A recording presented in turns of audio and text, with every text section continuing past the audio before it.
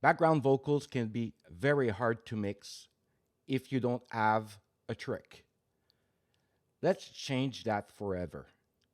Stay till the end because I'll be giving you away my favorite plugin to smooth them out and make them sound glorious. My name is Sylvain Rochon from homestudiologic.com. So let's dive into Logic and I'll show you a background vocal that I did on a recent mix. And I'll explain to you what I did, and you can apply this to your next mix as soon as possible. So let's dive in. I'll put my headphones. All right, so now we're into Logic. The trick is to, when you record your background vocals, double them up. So do the same voice or the same harmony if you prefer twice. Why? Because you'll be panning them hard left and hard right. So you want to create a stereo image when you create background vocals. So that's what I did. So I've got 1, 2, left and right, 1, 2, left and right, 1, 2, left and right again, and 1, 2, left and right. And I decided to add a 7th chord note at the end. Now, let's listen to this background vocal, and then I'll tell you what I do. I'm just gonna shut down all the plugins, and I'll show you what plugins I used to make this background vocal sound very good. So let's press play.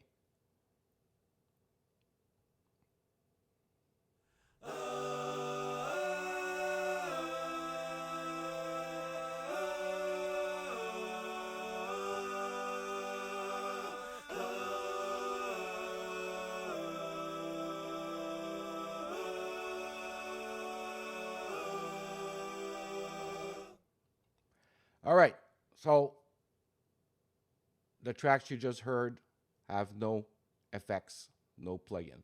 The only thing that I did is when I do my static mix, I always do my gain staging, and that's what I have here. That's why I've got a gain right here.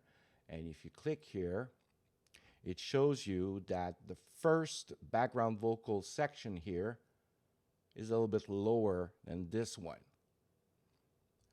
So that's the only thing that I did right now. If you want to know how I do my mixes and you want to have great results every time, just go at homestudiologic.com/8-step mix. You just subscribe and I'll send you my copy for free. And you'll see that step 5 is the one that you should be seeing. All right, let's continue. Let's turn that off here. And I'll show you which plugin that I decided to use to make that background vocal pop in my mix. All right, so I'm a big UAD user, and I like to use the Neve 1073 just to make my track sound beautiful. It's got an EQ on it, like you can see right here. Let's hear it, and let's see what that plugin is doing to my track. So let's press play.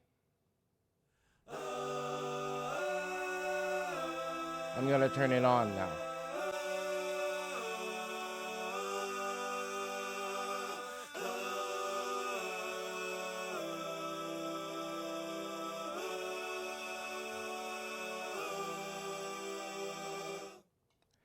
All right, so you can hear that this plugin actually is brightening up the vocal. It makes it less muddy. But in this case, I decided to add an EQ anyways. First of all, to roll off the lower end, boost the 491 hertz frequency, and I diminished the 2828 for harshness and giving it a bit of air at 12K. So let's see what this EQ is doing to my mix.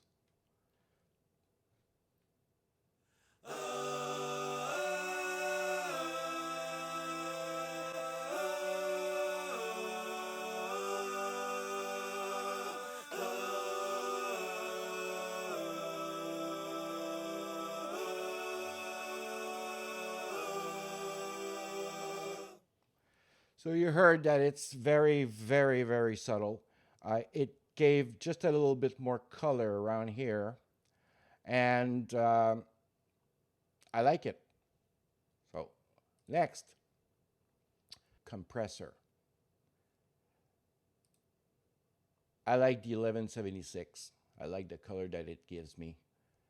So this is what that 1176 is doing for me. It's gluing all the vocals together so that they basically sound as one. So I'm going to start the track and I'm going to turn it on in the middle.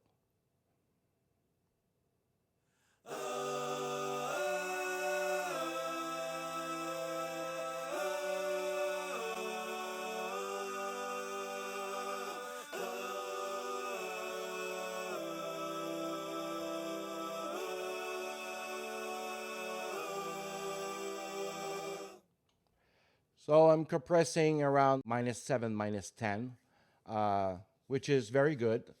You don't want to compress more than that because if you do, you'll hear the compressor pump, and you don't want that. You want the vocals to feel as natural as they can be. All right, next. Now it's to a point that I want to give my vocals some stereo image. I want them to be spread out from left to right and still have some vocals in the middle. I really like the UAD Precision K stereo.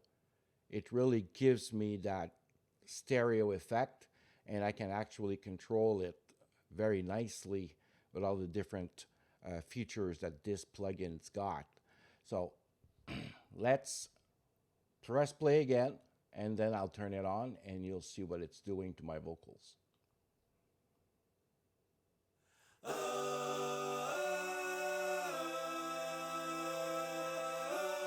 Now I'm going to turn it on.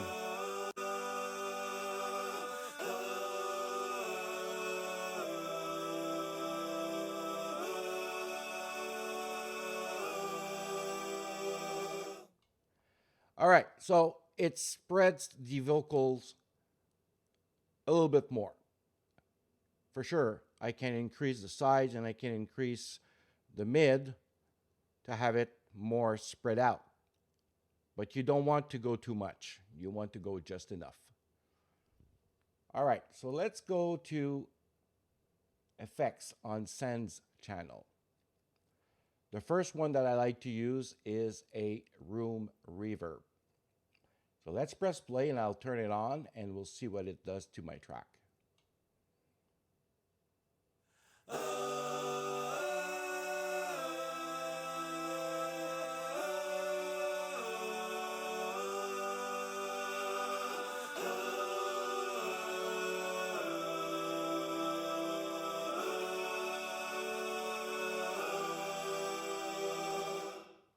All right, so on this Send, I've got the UAD Itsville Reverb Chamber.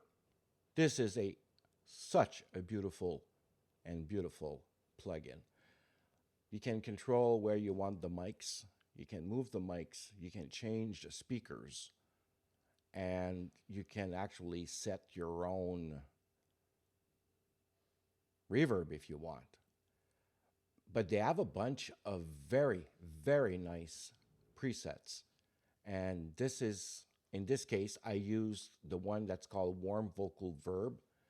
And I adjusted the delays and the pre-delays and the low and the highs the way I wanted them to sound. So that's my first Send plugin that I've used on this background vocal, then I'm a big fan in using a parallel compressor just to give details to my vocal. I'm using an 1176 in parallel, and I'll turn it on in the middle of this section here. I'm just going to press play, and you'll see what it does to my track.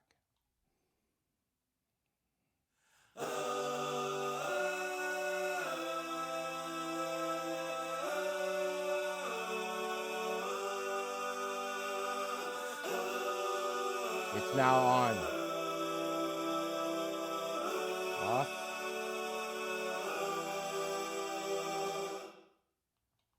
It's very subtle. You can, I would say, barely hear it. For sure, I can increase the volume or the level if you prefer. But in this case, I decided that I wanted just to give just a tiny bit of parallel compression on it, just to make them pop just a tiny bit.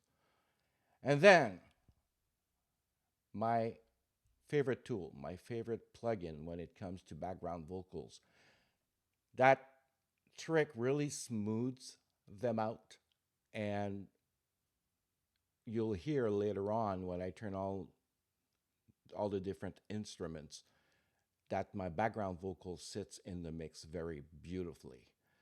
And if you like content like this one and you would like to know more, I'm going to be doing videos after videos on content exactly like this one. So subscribe, give me a thumbs up if you like it.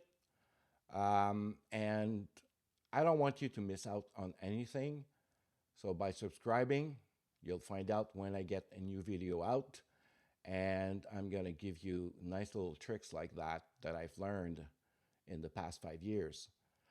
All right, so what is that magical, it's not magical, but what is that plugin that makes that background vocal really sound interesting? It's a chorus. Simple. A guitar chorus. I'm using the one, again, from UAD.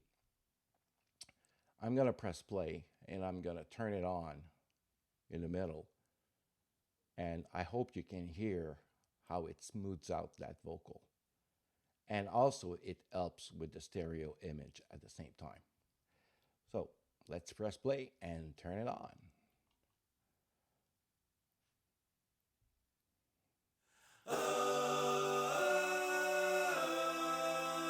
Now I'm turning it on.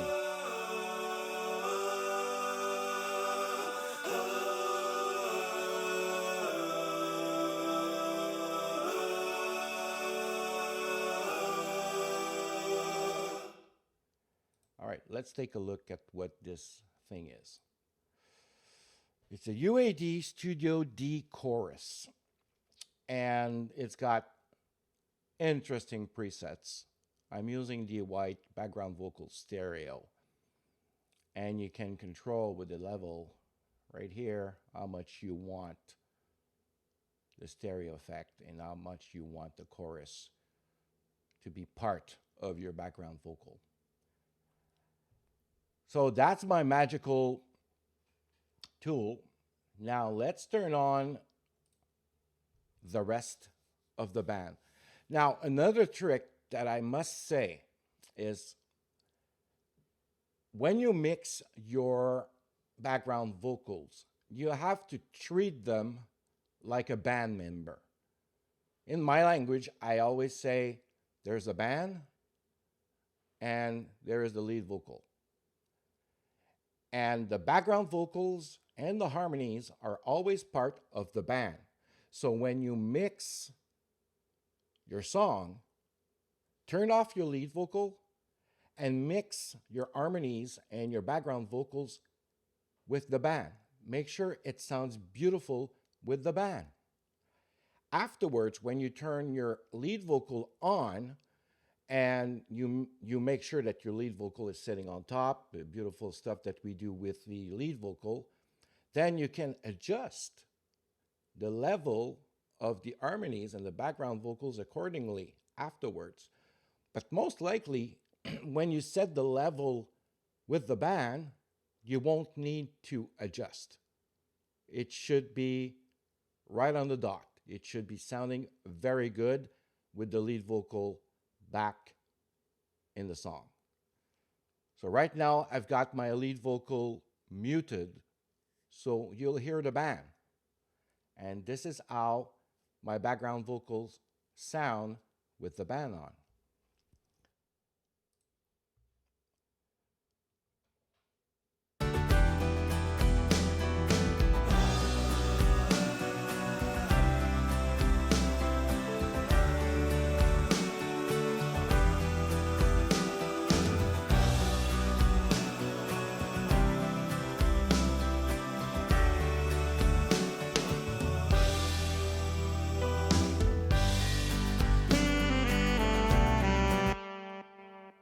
So now you can hear that the background vocals are sitting beautifully in the mix.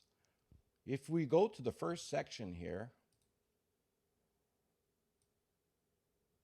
and I press play, just a little bit ahead of time, you'll hear what that background vocal section does to the song. It's a transition between verse 1 and verse 2.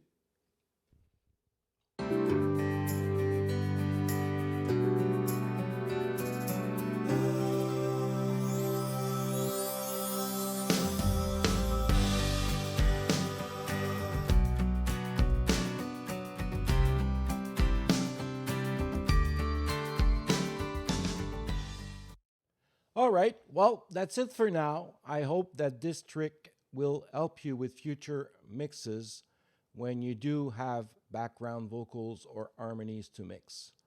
Until then, if you have any questions, don't hesitate to go on my website. Send me an email. I'm here to help. I will answer any questions you may have, and if I don't have the answer, I'll get it for you. So simply send me an email. Until then, thank you.